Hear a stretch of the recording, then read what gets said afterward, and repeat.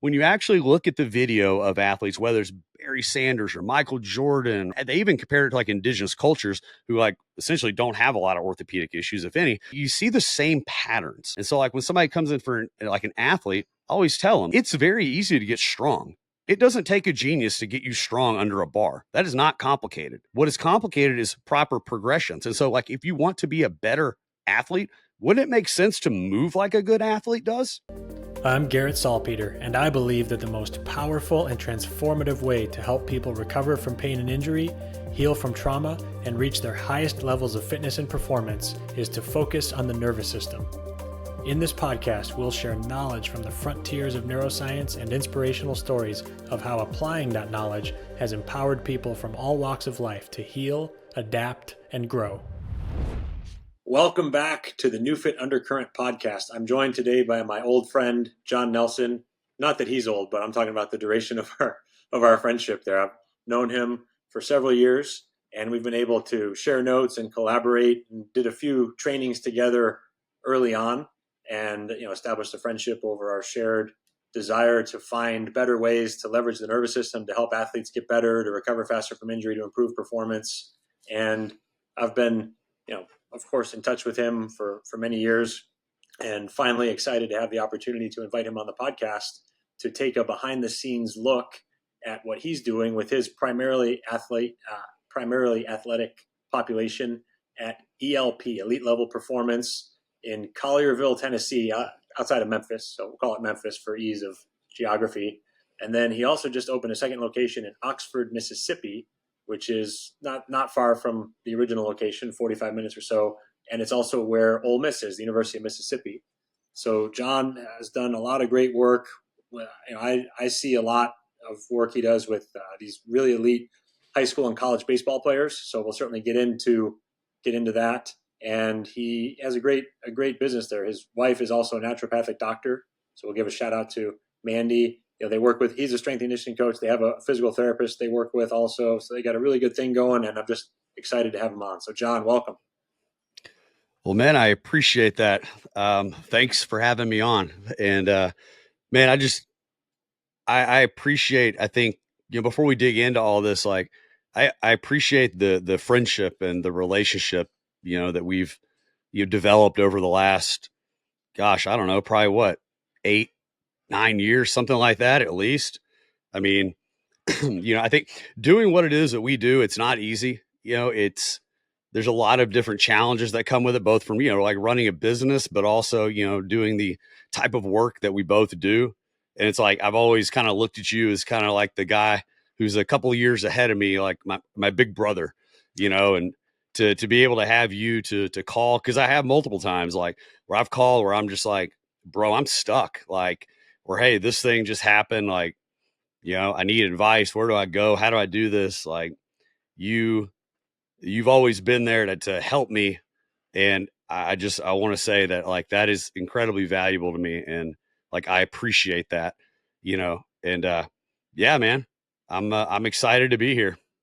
Well, I appreciate that. Thank you very much. And, the respect certainly goes both ways. And I really appreciate that. So it's a good note on which to dive into the conversation here. So can you give us a little insight into ELP? Tell us about, how you got started, and also, if it makes sense to sprinkle this in now, also if you were intentional about, choosing this target avatar of athletes, or if it just sort of naturally evolved that way, kind of sprinkle that into the story. Oh man. Okay. Yeah. Well, how much time you got here? 'Cause that's a loaded question. We could really spend the whole hour going down that path, but how I got started in all this, I was an athlete, growing up, I say I was a high level athlete. I mean, I played high school ball. I ended up playing Division II basketball for a year at a small college out in Arkansas. But I bring all that up because like I was always in athletics, and, I always had back trouble. I had back trouble since I was probably earliest I can remember was like 6th grade ish, something like that. And it was never really resolved. Like nobody could figure it out. And both my parents were very well respected professionals in the medical community around here. And so I had access to a lot of great doctors and practitioners, but nothing ever really happened. And basically, what ended up happening was by my senior year, the pain got so bad, like I couldn't function. Like I remember actually being at a track meet. Ironically, it was actually at Ole Miss, and like my back just seized up so bad that I couldn't move. So it kind of ebbed and flowed, that year. And then we had a walk-on tryouts for college basketball, and I took a fast break to the corner. I planted my foot. I turned to throw the ball or pass the ball at the top of the key, and bam, my back snapped in half. And what ended up happening was there had been a tumor growing on my spine that I guess was never identified. Nobody saw it, and it had been growing on my L2 transverse process. And I guess when I made that rotation, it snapped off. And how much of the vertebrae it took with it, I have no idea.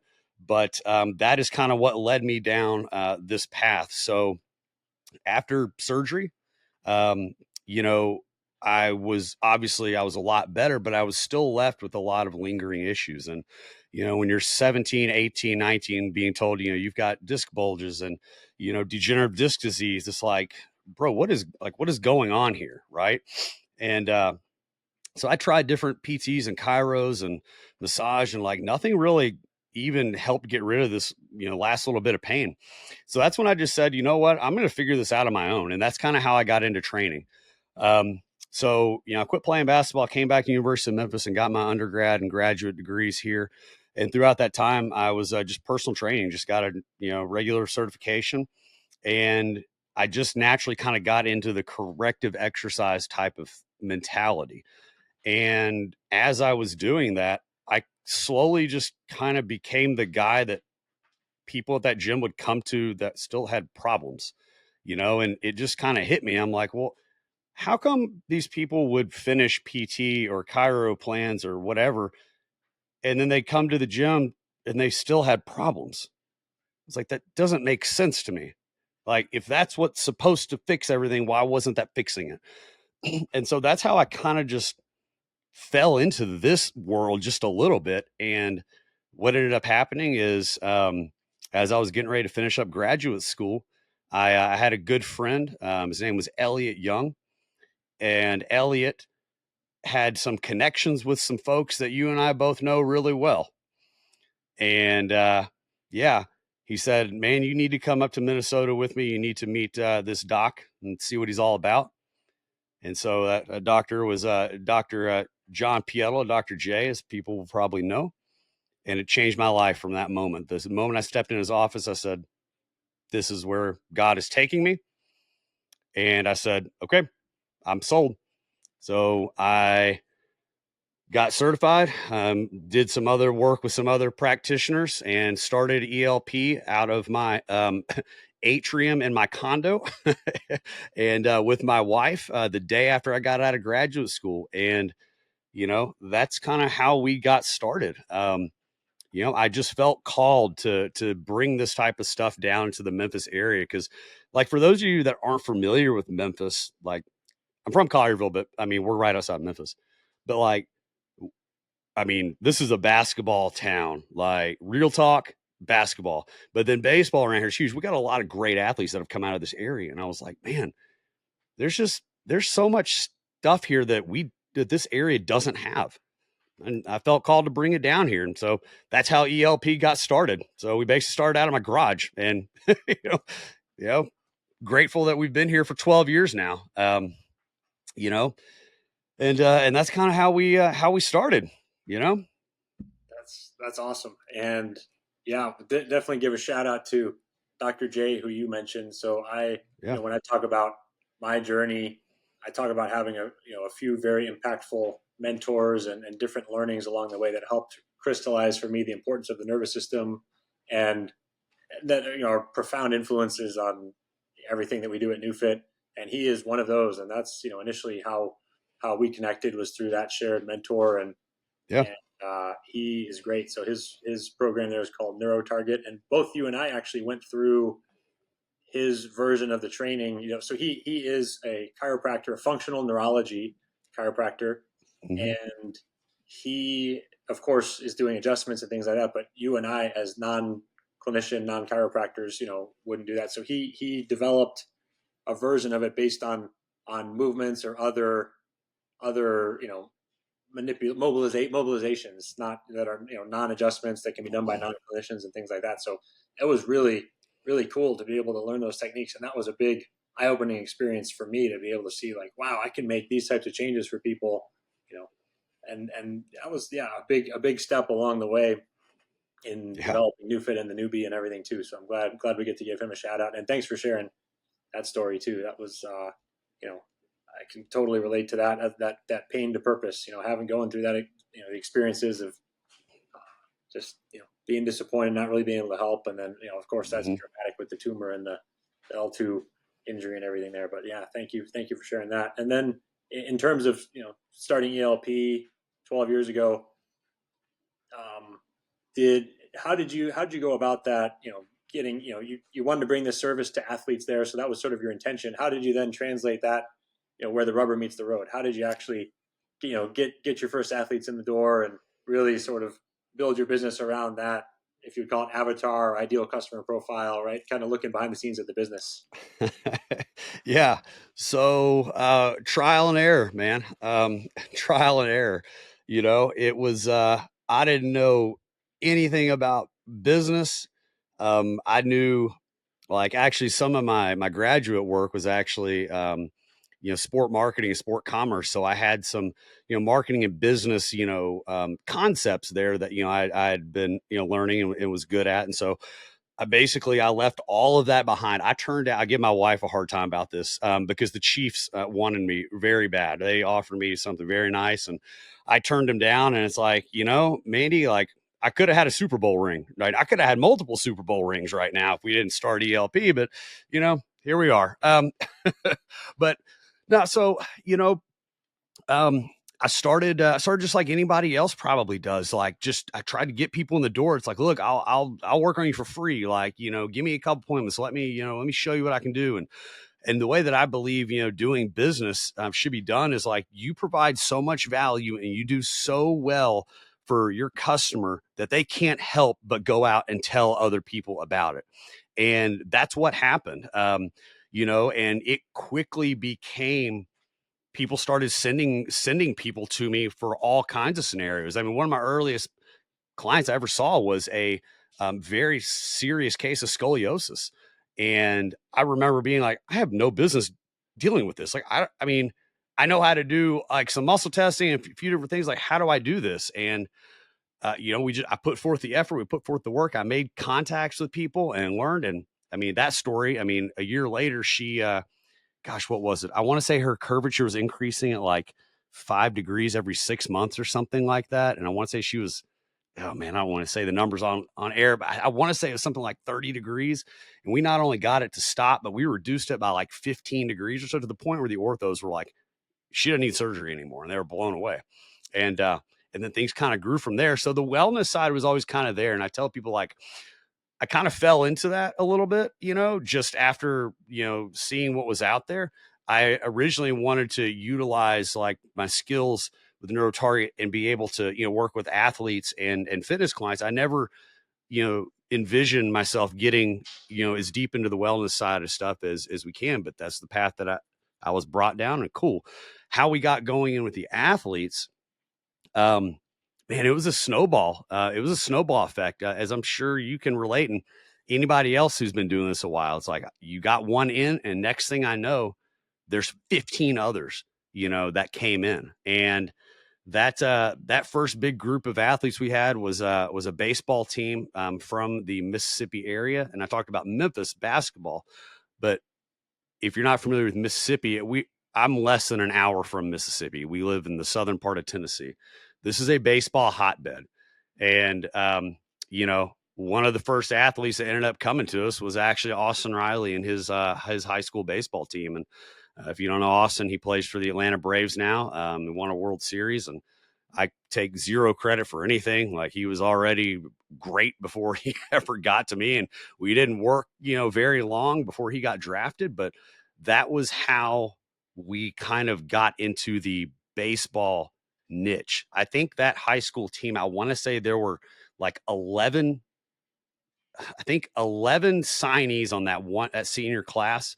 And I think 7 or 8 of them were SEC. And so like, that's the type of talent that we had here. And from there it grew, and we really fell into the baseball niche when it came to the athletic training. And how I learned all that is how you say rubber hits the road. It was like, okay, there's a lot I need to learn. And so when I wasn't with people, I was reaching out to people. And I think at some point that's how you and I connected. I think I found somebody, I think it was Chris. He was like, man, you got to reach out to Garrett or Dr. Jerry, somebody. And that's how it happened. Just, I learned on the fly. I'm a very kinesthetic person. Like, I got to feel it to learn it, And so I was like, I don't need a basis. Let's just rock and roll, man. We, we fall on our face, but you'll figure it out. Yeah, I like that. I mean, a lot of that is, the truth of entrepreneurship. Yeah. People can say, well, I got this business plan or this or that, but a lot of it is, the airplane's only partway built when you take off, and you got to, complete it before you land. It's a little Donald Miller reference right there, I think. But yeah, I mean, I always, I joke around. It's like, I'm unemployable. Like I'm just unemployable. Like I couldn't work for anybody else. My brain just doesn't work that way. Like I see things a certain way, and I'm headstrong about it, and I go for it. And, and that's how we did it. And we figured it out, man, And so, yeah, for the other younger practitioners, man, you follow the rules, but there's so many people around these days that they want everything to be perfect, right? Like, I mean, I got to know this, I got to know this, and I got to know that. And it's like, no, like you got to go. There's no perfect time. That's true. That's good mindset there. I want to use that as a segue into some of these learnings, because this is, one of the fun things about our relationship is we can each learn, different techniques and ideas and stuff from each other. And I've got some books on my wall here that were recommended by you and different things here. So one of the things I'm looking forward to covering here is a few different techniques that we've never talked about in this podcast before, and that things that I know you're using. So I know you're using things like Goda. We'll talk about that. Certainly influenced by West Side Barbell. This technique that I learned about very recently from you called PRRT. So I want to dive into those different things so we can expose our audience here to some of these things that they may or may not be familiar with. Also, in order to do that, I think it's probably worth framing up. So if someone comes in to ELP, let's sort of implement them along the continuum of care. If someone comes in like with an acute injury, for example, and then talk about what they're doing during rehab, whether it's with you, your PT, whatever's going on, talk about that, and then performance training. So let's sort of, among these different topics, let's break them up in order like that. So when you start with someone, I correct me if this is wrong, but I'm guessing the first thing is muscle testing and the activation work with NeuroTarget, and certainly some overlap in what we teach in our NeuFit Level 1 course and things like that. But is that the first step essentially in the assessment phase? Yeah, absolutely. I tell people, we're a multi-service facility.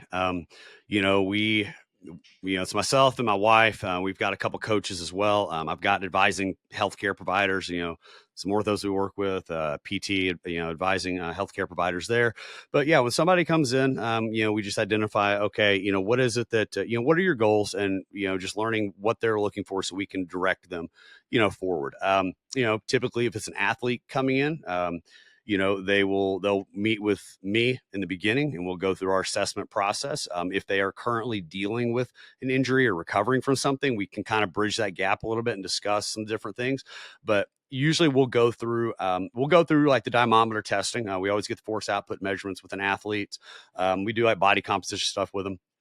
But also, we do the Goda movement analysis, which I'll be happy to dig into here in a second if you'd like. And then if somebody's coming in for wellness, so they're calling, or coming to see us because a doctor referred them, or for that type of purpose, then yeah, we go through more of the NeuroTarget, / NeuFit evaluation. And like I tell them, I always just kind of start putting putting the pieces of the puzzle together and say, okay, here we see A, B, C, and this is kind of the direction that I think we could go. And I tell people all the time, and other practitioners will tell you the same thing. Like, if you don't know the answer, it's okay, say it. Say you don't know the answer, but we're going to find the answer for you. I always say that to people. Like, if I can help you, then let's do it. I'd be happy to. And if I can't, I'm gonna find somebody that will. But yeah, we definitely always go through the NeuroTarget and the NeuFit evaluation. And then sometimes, depending on what people are, why they're coming in wellness wise, I may do a movement analysis on them. It just kind of varies. And with athletes, I also go through a lot of FRC principles and things like that with them as well. Does that kind of answer that question? Yeah, for sure. So I like that. And can you tell us about you mentioned the GOTA assessment? Can you tell us about what GOTA is, and then dive in a little deeper to what that assessment looks like? Yeah, absolutely. So GOTA stands for the Great GOTA. Yeah, GOTA. Yeah, like the goat with an A on it. Yeah. So I found out about GOTA actually through another mutual friend of ours, Ryan Paul, up in Washington.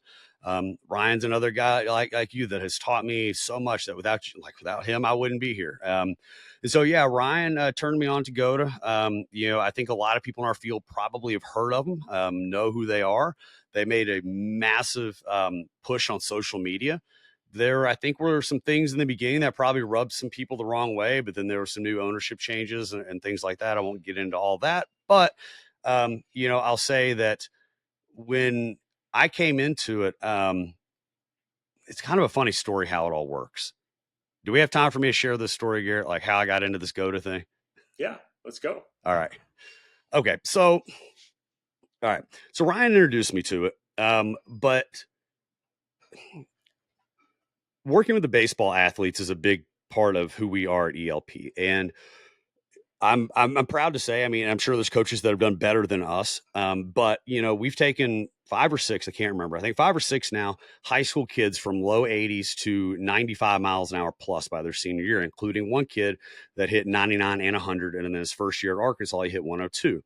And so what started me down that path of trying to figure out why these guys were able to throw so hard versus some other kids who maybe had the work ethic, but they didn't get that type. I mean, they got results, but not that result. My brain, as I told you, I'm kind of an unemployable person. Like my brain just doesn't jive with the normal stuff. Like I can't chalk things up to genetics. Like I think there's more to it than that. Now, granted, some things are genetic, but anyways, it kind of hit me after I watched, his name's Brady, Brady Tiger. He plays at Arkansas right now. His high school year, it clicked with me. I said, I'll keep this G rated. I'm trying to watch my language for your audience. So guys, if you hear me pause, it's probably because Garrett's editing me out.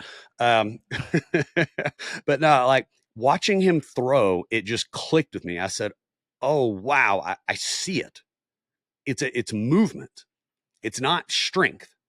And that's how, when I took him and compared it to other people, it was just this light bulb moment. I said, holy crap, that's it. And so then that's how GOTA kind of came into the picture. So, back to the GOTA, greatest of all time athletes, or I think they're changing to greatest of all time actions. I'm not sure. Gary and Ricky, their whole premise is about, helping you move like the greatest athletes of all time. Because when you actually look at the video of athletes, whether it's, Barry Sanders or Michael Jordan or, Simone Biles or Babe Ruth, and compare them, they even compare it to like indigenous cultures who like essentially don't have a lot of orthopedic issues, if any, that you see the same patterns. And so like when somebody comes in for like an athlete, I always tell them like, it's very easy to get strong. It doesn't take a genius to get you strong under a bar. That is not complicated. What is complicated is proper progressions. And so like, if you want to be a better athlete, wouldn't it make sense to move like a good athlete does? Like, to me, that just makes sense. And so like, that was kind of the foundation, kind of what sold me with GOTA was like, I see it now. This is why he can throw 100 miles an hour, and, these other guys can't. And here's what GOTA has, and here's how I can build that. And for me, I felt like that was a part of my program that was really missing. And so there's, a few different global laws that they adhere to. Um, but a couple of the big ones are the concept of the inside ankle bone high, the feet straight, and loading what we call the energy wave, or the bow, and then releasing the energy. There's some other global laws in there, but those are kind of the bigger three. And that has really bled into everything I do, including my work with the Neubie and the wellness stuff. So, it's hard for us to separate all of our services because they all kind of blend together as well. Does that make sense? Yeah, it does. And I like this. So two quick things. One is part of why I enjoy this podcast is the opportunity to learn about new stuff like this. So I now of course I want to go and experience this assessment and some of the exercises and stuff like that. Right. Yeah. Share that. But I also, also really enjoy talking about stuff like this because just like you said, you can combine it with the Neubie, so if someone listening to this has a Neubie and is looking for new ways to increase mobility and help their patients or their athletes, combining the Neubie with Goda may very well be something. I mean, I'm certainly going to try it out after this conversation, and it was one of the things I was eager to dive into today. You also mentioned, FRC principles. You and I actually did Yep. together. Yeah, we did the FRC course together down there. Yeah, we did one of those weekend courses with Dr. Spina and Mm-hmm. learned that, and that's something that we do quite a bit in our level 2 course at NeuFit. It's one of the things that we do when we talk about. Sorry, there's a little bit of a tangent, but I think it's a worthwhile one. When we talk about mobility, there's two main components to that. One is the ability of muscles to relax to allow you to go to the joint end range of motion. And then two is the actual joint end range of motion, the joint capsule, that deep connective tissue that controls how much the hip rotates within the socket or how much the elbow can extend or hyperextend in some cases, or whatever that might be. So sometimes you've gotten the muscles to relax and you're running into that, literally the end range of the joint, and you actually need to spend time loading the tissues in that end range so that you can remodel the joint capsule if you want to increase range of motion, assuming that's a worthwhile goal given the circumstances. So that's another question. Yeah. But the Yeah. And yeah, go ahead. No, go ahead. Your show. I don't want to interrupt. well, the cool thing about that is that that's great by itself, and we can also use the Neubie as an accelerator to help with muscle activation in those. He has these progressive pale and regressive angular isometric loads. You can use the Neubie to help contract or lengthen the specific muscles, sort of like you're programming the software of the nervous system. You can accelerate that process. So the two work really well together. So I'm thinking, of course, along the lines here of being able to use techniques like this to try out what would it be like to combine that with the Neubie. So I'm interested to hear you describe that you've done that, and so I think all that is to say, please say more about the assessment and what you're doing and how you're using it. Yeah. Yeah. So back to the FRC stuff, I mean, again, I was turned on to that with Ryan, and you and I ended up doing it together, and I liked it. And I mean, Dr. Spina is brilliant. And the things that Hunter can do are just, they're not human. If you guys haven't seen his Instagram, go find it. It's insane. But I went deep down the FRC rabbit hole, and so we got FRC certified, we got FRA certified, and then we didn't get certified in kin stretch because there was a license fee thing, and but for those of you that don't know, but FRA is their assessment process, and then their next level is kin stretch, which is like putting all these concepts into almost like a group class. And we did that, and it was like very, very difficult, and it was great. A lot of our athletes and Gen Pop client loved it. But one of the things that always just kind of stuck in my head, again, I told you, I the norm is not something that my brain understands. I never could figure out, like, why would somebody have a capsule that's just locked down, like pending there's no arthritis or medical reason why. Like, it just doesn't make sense to me. And so that's where, again, kind of the movement side of it came into play. And I always just, my gut told me, it was like, look, your mobility is a byproduct of your movement as well. And I'm a firm believer that at this stage, of the human race, we are truly de-evolving. We are not evolving. We are de-evolving. I mean, kids don't do what kids used to do. They don't go out and play. We're stuck in shoes, at such a young age. Primitive reflexes are off the charts now. The kids are stuck in front of iPads. The human body doesn't develop. And so like you combine that, you look at that and then understand why all these injuries and stuff are happening. To me, it just didn't really make sense to just go right into the mobility thing, because when they had, atrocious movement patterns to begin with, then that's probably why the hip got locked up anyways. And so we could address the hip all day. But if we come back in and, they just go walk out the door with a foot collapsing and, poor, absorption and release phases, like we can do that all day and nothing's going to change, and and so that is, again, another credit to Goda for kind of opening my mind up to that. And so, yeah, so in our, and by the way, using, Pails Rails with the Neubie is, that's next level stuff, man. Like, guys, that'll get your client. I promise. It's really good. I've done it plenty of times. Yes. It'll get you because they'll make you sore by themselves. Then you add the Neubie to it, and it's a whole other level. But That's right. but as far as the assessment goes, okay. So, we're going to look for a couple different, elements, when they come in. We're going to look at a postural analysis. We're looking at, certain things in posture. And then I call like a minimal dynamic movement. So for me, that's going to be like a squat, like a toe touch. I'll throw a single leg stance in there. I kind of include that in minimal dynamic movement. That's just my approach. And then dynamic movement. So walking and or running. And from there, we can identify, okay, we have these different biomechanical markers here that are either they're presenting as energy leaks if you're an athlete, and or could be a precursor. I mean, no matter what you do, you can't prevent all injuries, but you definitely can lower the risk for sure. Let me pause you for 1 second. Yeah. So if you're doing this, are you taking video and doing slow motion analysis? Or are you just watching this with the naked eye? I mean, just video, slow motion analysis. Okay. Yep, slow motion analysis. And we'll break it down and see where the weaknesses are, but also, some of the postural impacts, or how posture can impact, the body, such as, in the joints, in the facet joints, in the disc and the bursa, things like that. So kind of give them an idea of saying, look, okay, here is, if it's an athlete, here's the weakness, and these are things that, you need to improve, because you can do strength and speed work all day. That's fine. But if you don't move efficiently, you're either A, never going to be able to display it, and B, you're probably going to get hurt. And so I don't care how good of an athlete you are, the best athlete's also the one that is healthy and can play, right? And then from the wellness side of it, it's like, all right, let's get you in balance. Let's get these muscles working the right way. Let's have the Neubie come in, do its thing. Sometimes we will throw in, go to work with it, to help re-educate these proper movement patterns. And then we also just say, okay, here's where you need to, you feel good now, doctor has cleared you. Awesome. Here's your movement homework.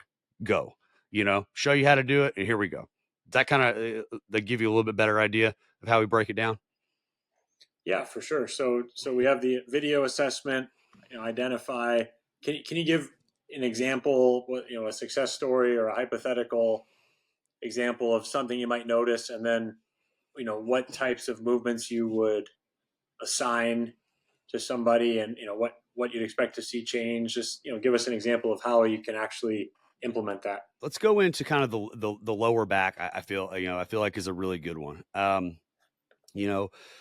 I've seen a lot of, a lot of lower back, but also actually I'm going to sidestep that. We're going to go more into like the glute hamstring issue. All right. So see a lot of lower back, a lot of glute hamstring type things. And so what happens is, like,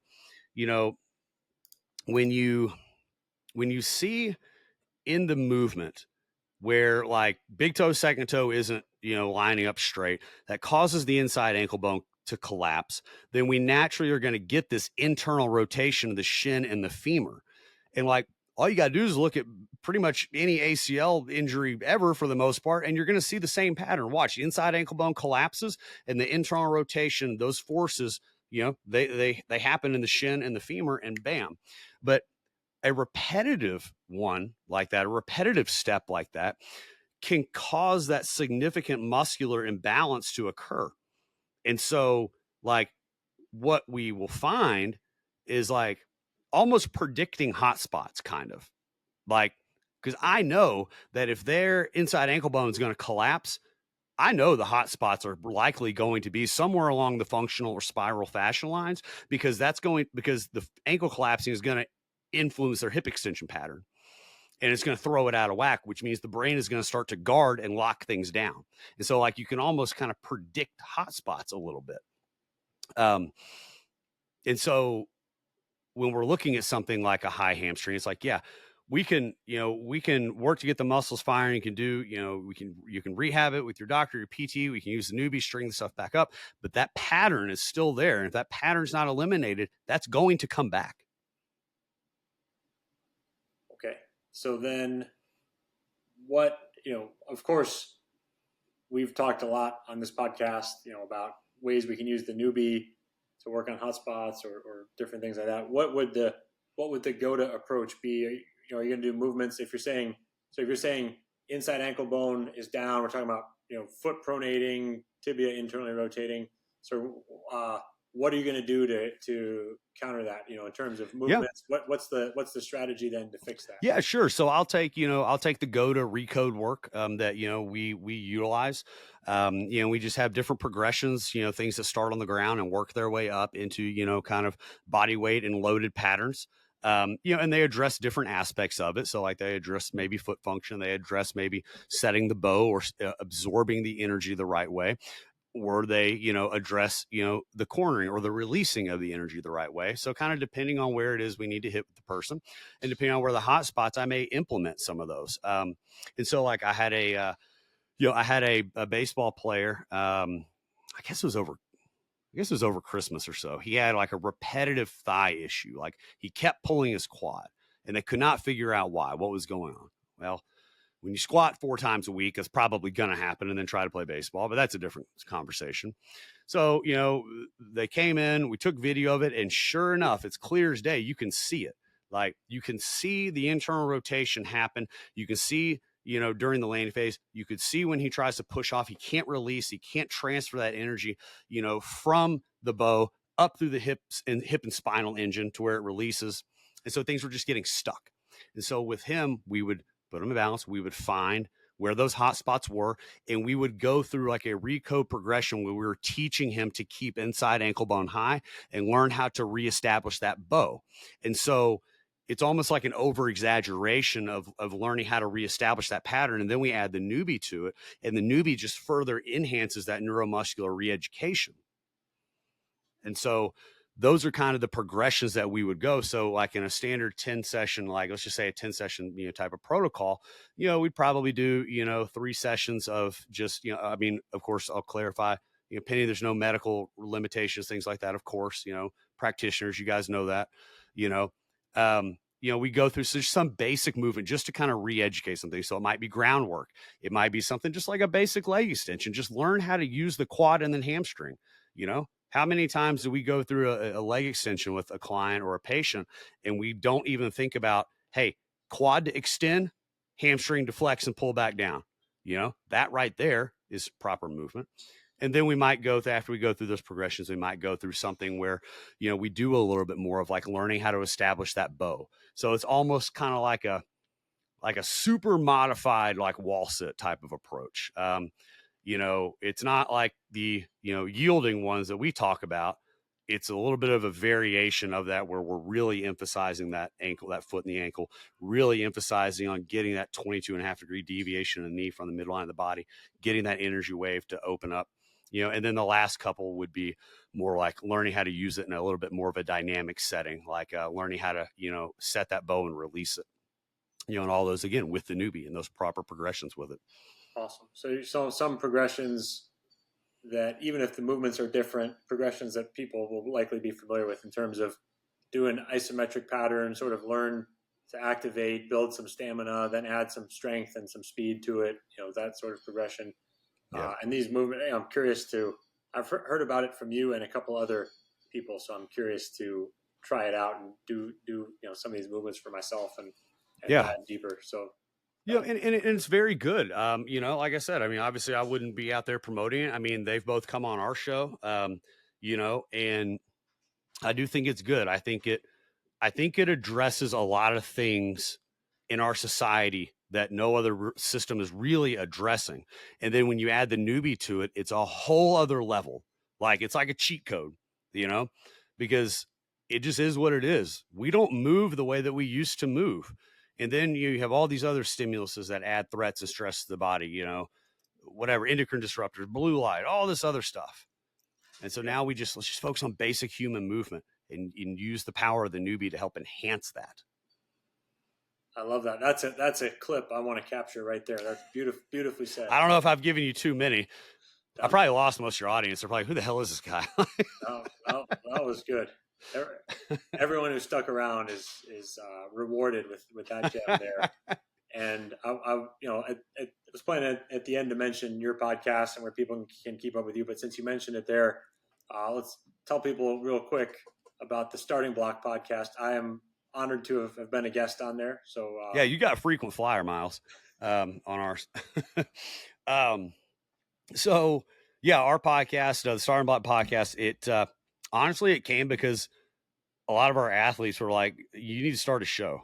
And I'm like, no, I'm not doing it. I don't have time for that. They kept pushing and pushing. All right. I felt there was a need. I felt like there was a need since you and I came from kind of the same tree of people.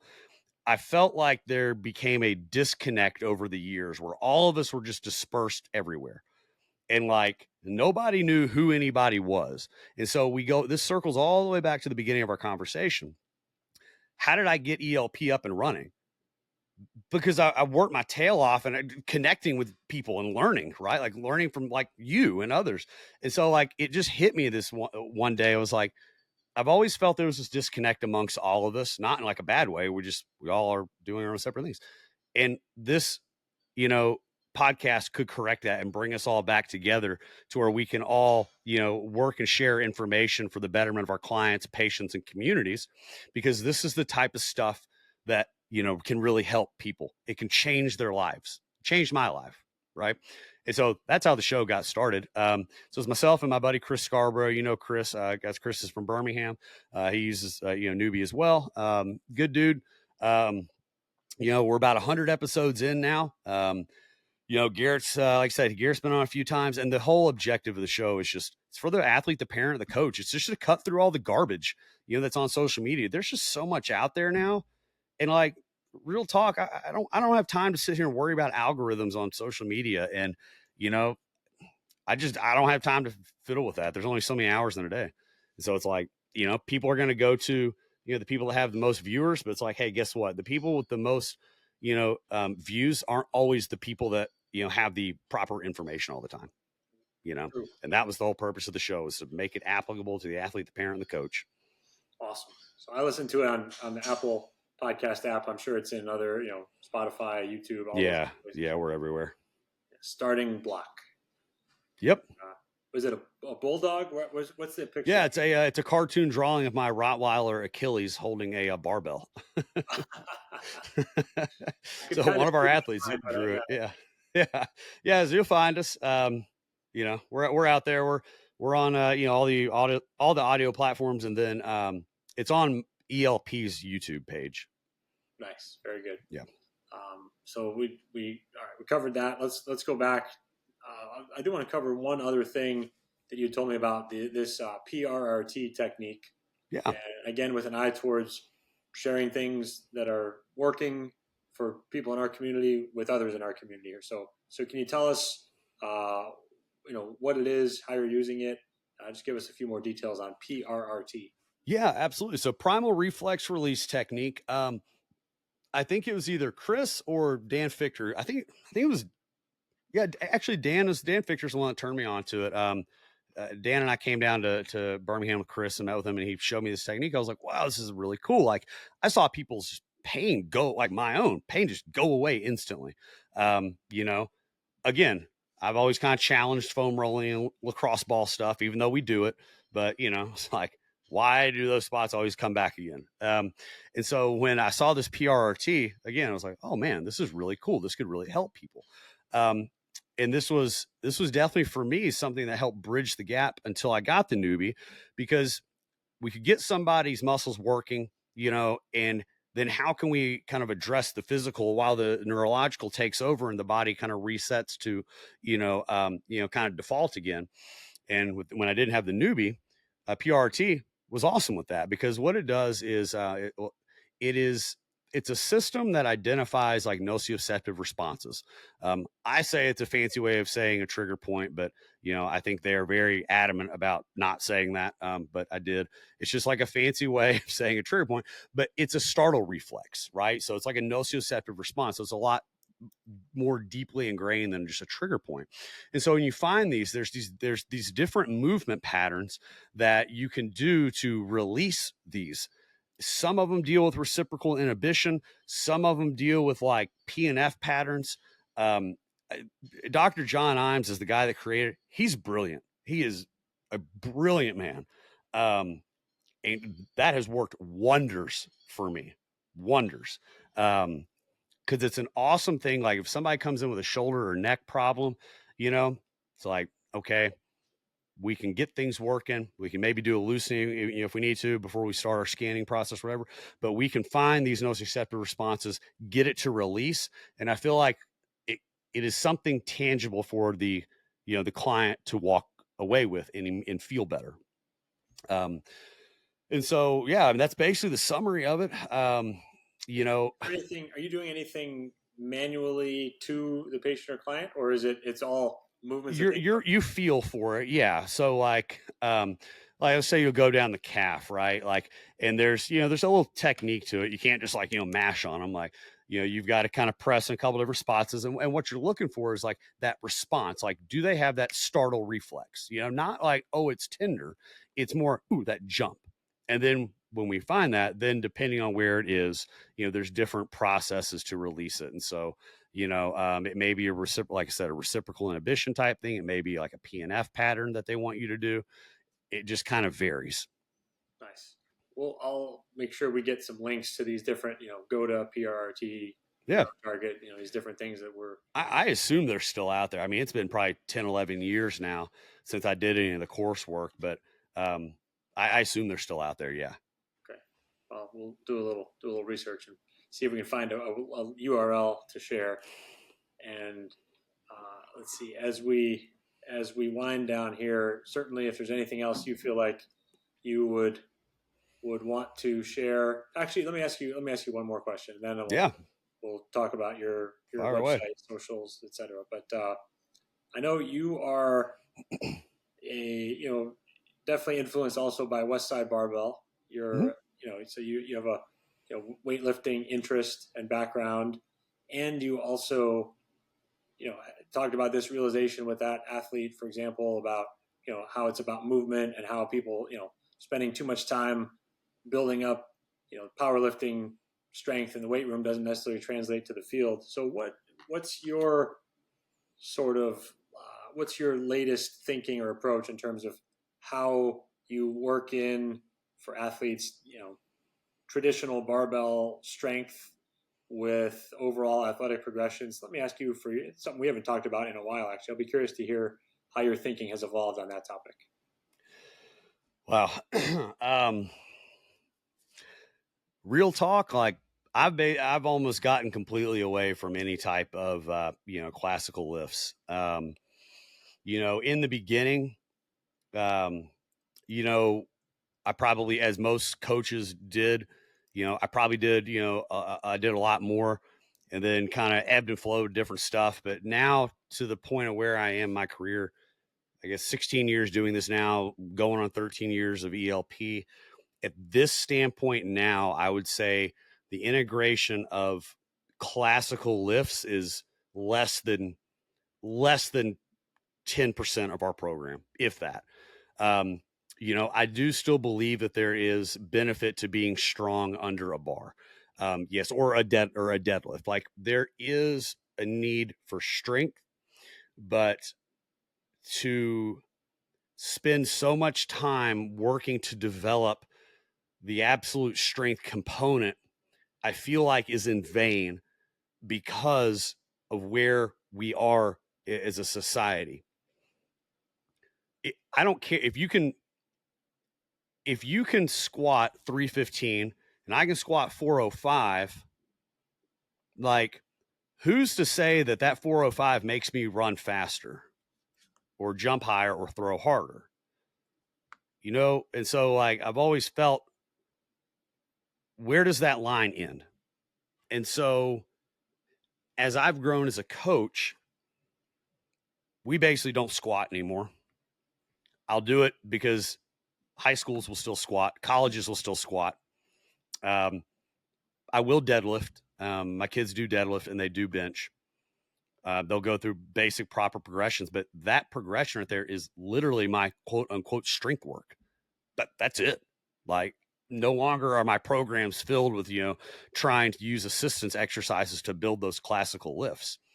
It's not, if you're looking at a program now, you're looking at, full recode for a number of different weeks, depending on kind of what I see out of that person. We'll go recode, and then we start to layer on the performance side of it. Maybe that's a little strength, maybe it's power, maybe it's speed, depending on what they need. But yeah, it's changed a lot. I don't think I'll ever eliminate lifting completely, because again, I think there's a benefit to it still, but it's not what it used to be by any means.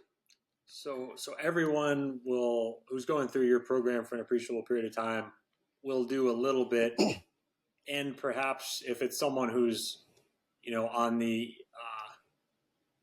like floppy hypermobile side and really needs more of that type of strength, maybe they would have a little more in their program, but most athletes would have just sort of a minimum effective dose, sort of bare minimum of that sort of training.